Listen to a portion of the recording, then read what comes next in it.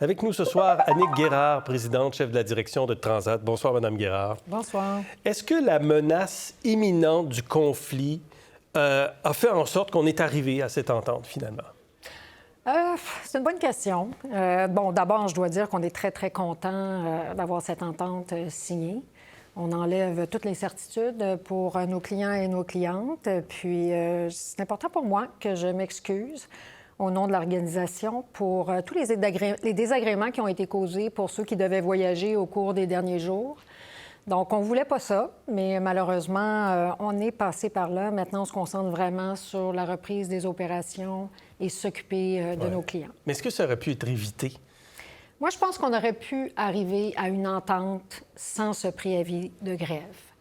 Il y avait beaucoup de travail. On a travaillé pendant 1 an ensemble à une refonte complète de la convention collective de nos pilotes. Et au moment où le préavis de grève a été déposé, et c'est à partir de ce moment-là que nous, on doit déployer un ralentissement puis faire atterrir nos avions progressivement pour ne pas laisser des gens à destination. Au moment où il a été déposé, le dialogue était encore là, on n'était pas dans une impasse, les gens étaient assis à la table. Et donc, pour moi, c'était pas nécessaire. C'était pas nécessaire d'aller jusque-là. Et d'ailleurs, c'est la première fois en 38 ans que Transat se retrouve avec un conflit de travail comme celui-là. Donc, on a été très surpris et déçus à la fois.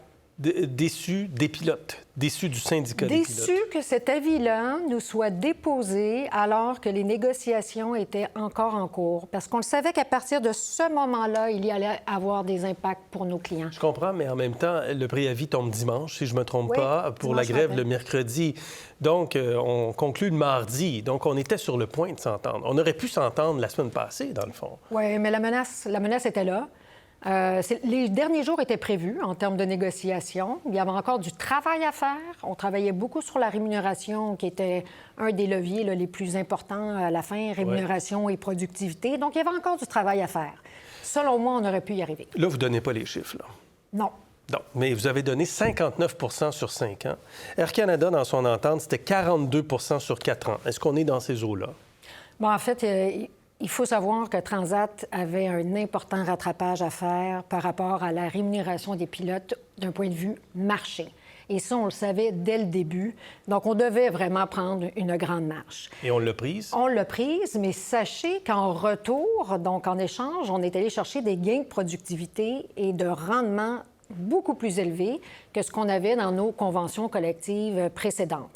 Donc, ça a été donnant-donnant.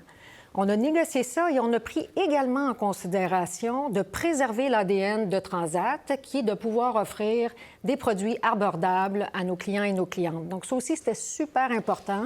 On n'est pas comme les autres transporteurs. On est un transporteur loisir, une clientèle particulière.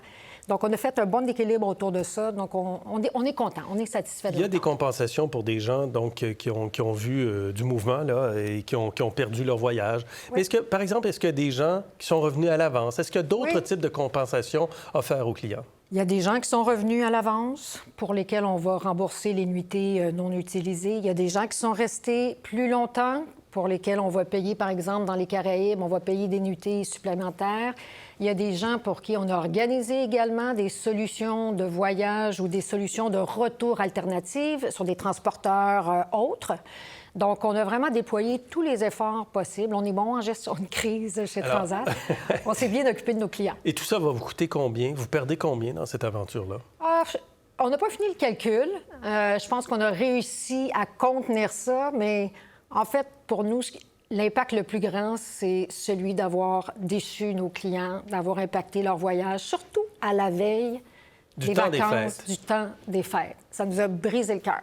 De là vos excuses. Oui, sincère. Pierre-Carl Péladeau demande un grand ménage au conseil d'administration de Transat, passer de 11 à 6 administrateurs et l'inclure, lui, sur le conseil, lui qui a 9,5 des actions. Vous en pensez quoi? Bien, écoutez, donc, il veut réduire de 11 à 6 et prendre 3 sièges. Donc, c'est une demande hors norme, je dirais, hors marché. Ceci étant dit, le conseil d'administration a pris sa demande. On est en train de l'étudier. Le conseil d'administration est toujours ouvert à des solutions qui vont permettre d'améliorer leur travail pour travailler dans l'intérêt, en fait, de l'ensemble des parties prenantes, dont les actionnaires, bien sûr. Donc, on n'est pas fermé du tout. Et d'ailleurs, il y a eu plusieurs échanges avec M. Pellado dans le passé. Toutefois, avez-vous parlé à M. Pellado récemment? Pas moi, mais le conseil d'administration a eu des échanges avec lui. La porte lui a été ouverte à plusieurs reprises. Maintenant, on a un processus rigoureux qui est en cours. On est accompagné d'aviseurs indépendants et on va faire une évaluation de ces demandes. On proposera à ce moment-là la meilleure solution pour nos actionnaires. Voici ce que Pierre-Carl Pellado disait sur ce plateau le 1er décembre. Oui. Nous sommes en droit d'attendre adéquatement d'une entreprise avec d'aussi beaux actifs, avec une marque semblable, serait celle de croître. Or, elle fait du surplace depuis les 4 dernières années.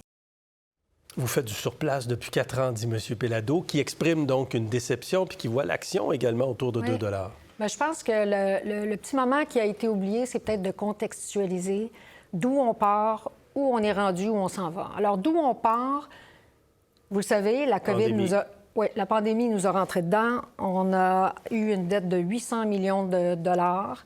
En proportion avec les autres transporteurs, on a été beaucoup plus affectés parce qu'on était un transporteur international. On n'avait pas de domestique. Donc, vous partez de là et vous allez où? Je pense que c'est ça la question qu'on veut comprendre. C'est ça. Alors, aujourd'hui, on va annoncer nos résultats la semaine prochaine, mais on voit déjà des progrès énormes avec une amélioration de la rentabilité au cours de la dernière année qui est significative, une croissance des revenus. Notre produit est toujours en demande auprès des consommateurs. Maintenant, quand on se retourne vers le futur, notre stratégie de croissance, elle est très simple. D'abord, on veut diversifier notre réseau. Donc, vous avez vu sûrement, là, on a ajouté un paquet de nouvelles destinations, que ce soit au niveau de l'Afrique de l'Ouest, l'Afrique du Nord, l'Amérique du Sud, avec le Brésil, etc. Et j'en passe. On a débuté cette stratégie de diversification l'année dernière. Elle fonctionne très bien. En plus de ça, on signe des partenariats avec différents transporteurs, comme celui qu'on a signé avec Porter Airlines, mais également avec Turkish plus récemment, donc pour nous aider dans la résilience de notre réseau. Et enfin, on a entamé un programme de transformation il y a à peu près 1 an qui est extraordinaire, qui nous permet de numériser, de digitaliser, en fait, je dirais encore plus, l'organisation. OK. Et donc, on s'en va vers une entreprise beaucoup plus performante et je suis complètement confiante dans le plan puis dans le futur. Il ne reste plus qu'à convaincre M. Pellado de tout ça. On a déjà essayé, mais on va continuer. Merci, Mme Guérard. Un plaisir. Merci bien.